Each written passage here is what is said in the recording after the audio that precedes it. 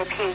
Count 7, 4, end. In sort of keeping with the unofficial theme for this week, this is not going to be your usual Tacticool episode. In fact, in order to get to where I want to go, I gotta kind of give you guys a test. But don't worry, there's no grading on this one, so put down your number 2 pencils. We're good on that. So obviously, I am wearing an ECU uniform over here. Isn't that kind of like an ATM machine? Anyway, I want to show you guys the bottom half of it. Now I'm going to show you guys the top half of it. And what I want you guys to do at home is tell me what, if anything, is wrong with what I'm wearing. Now, if you're not in the military, you're probably looking and going, I don't really see that big of a deal. But if you are in the military, you probably face-palmed so hard, you're giving yourself a concussion. Some of you might even be saying, well, where do we even begin? Well, let's go from the ground up. Best way to do it.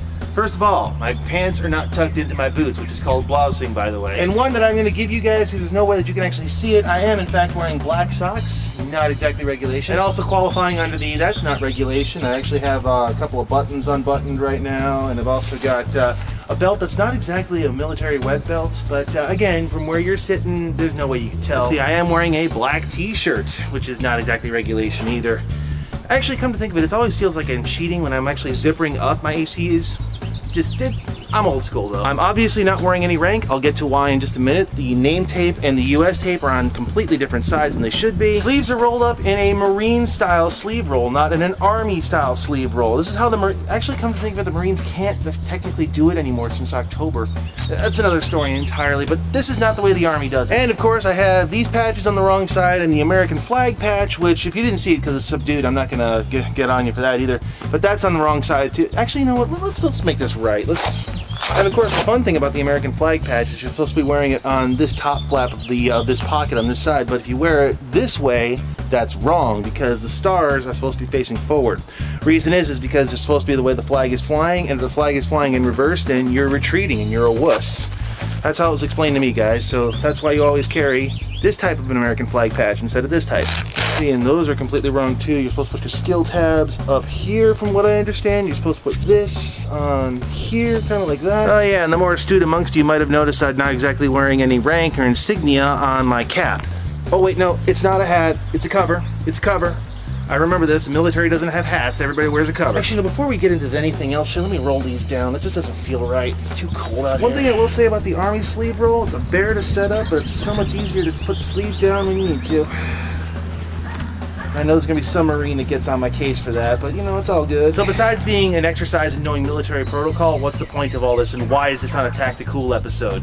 Very simply put, there's a lot of people who play milsim who dress up like this on the weekends, and at best they look like posers and at worst they look like idiots. There's also a lot of people who feel like you're treading on their toes when you're wearing stuff like this and you haven't earned it, at least in their opinion. To kind of tell a little bit of a war story, I was wearing this JT jersey at a big game one time, and one thing on this sleeve, see right there, it's got the sniper tab right there. Yeah, I had some guy come up to me on the field and tell me that he's going to remove the patch from my sleeve and pretty much the rest of my arm with it. And he was getting all uppity because you didn't earn the right to wear that tab, you should not have that. Dude, it's just a patch, but on one hand, I understand where you're coming from, but on the other hand, I'm not sure if this reflects badly on you or what you hold. I'm not gonna go there. What I'm getting at is there's a lot of people who get really bent out of shape when you're wearing their uniform and you're wearing it wrong. Not to mention there's a whole bunch of ways that you can wear the uniform right without actually using military style insignia, using military style anything. If you really need to achieve the military look, you can do it without stepping on anybody's toes. So let's talk about these over here, the rocker tabs. These you can get from a lot of places that have nothing to do with any given military. In fact, Dye sells a whole bunch of these things that have things like sniper and infantry. You can get those, nobody's gonna know the difference at a distance. You still get to achieve the look. Or you can get regular ones like this. I actually picked this one up from this website over here. Relatively inexpensive, and if you know what that means, I'll be highly impressed. And as far as the patches go, you don't have to wear military patches. I got this one. If you don't recognize this patch, I'm just pulling your geek card. That's all there is to it. And technically speaking, a lot of people would say, hey, you're not authorized to wear that uniform. Well, technically I am authorized to wear the uniform. Where they start to have a problem is if you start wearing name tapes that say things like US Army, or if you start wearing rank anywhere, that's when they start having a big deal. Put the number up here, because I can never remember this one. If you want to read this, go ahead, but basically it comes down to the military saying, don't try to pretend to be like us! But I suppose this is a Tacticool episode, so graph up, let's do this one.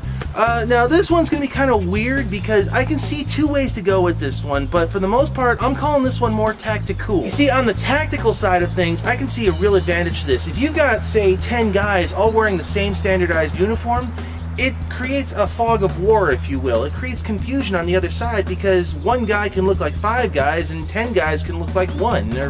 It just confuses people when they can't get a lock on how many bodies there are on the field. But on the other hand, most of the time when I see somebody show up to a paintball field dressed kind of like this, they're there to pretend to be Arnie Rambo. They're there for the fantasy of being a military guy, and they're usually the guys that are holding the guns that are about this tall and have about 5 billion things strapped to the side of it.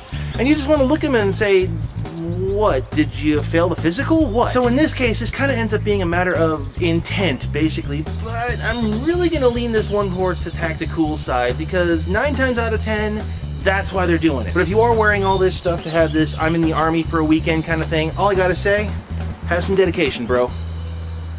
Yeah, it's kind of cold on days like today, but I'm saving a fortune on shampoo.